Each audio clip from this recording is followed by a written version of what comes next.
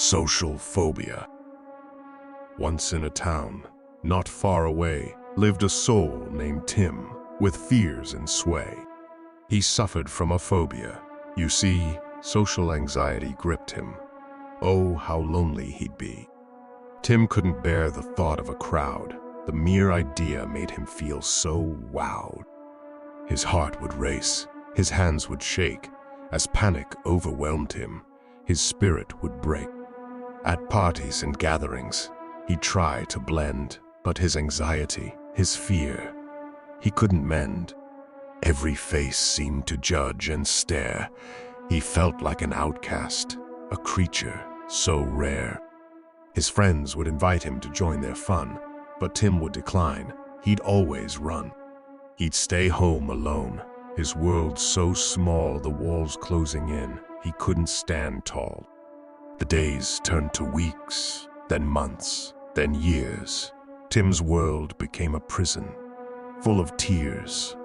He yearned for connection, for friendship, and more, but his social phobia held him firmly in its gnarled claw.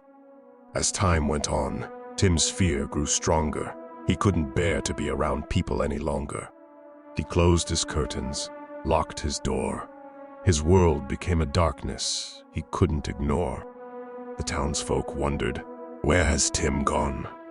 We haven't seen him. It's been so long." But they didn't understand the struggle he faced, the demons within him, the battles he braced. One fateful day, as the sun began to fade, Tim sat alone in his gloomy charade.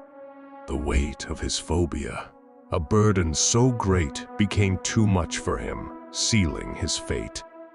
In the depths of despair, he made a decision to end his pain, to escape this prison. He wrote a note, explaining his plight, his final farewell, a heartbreaking sight. With trembling hands, he held a rope, a sinister plan.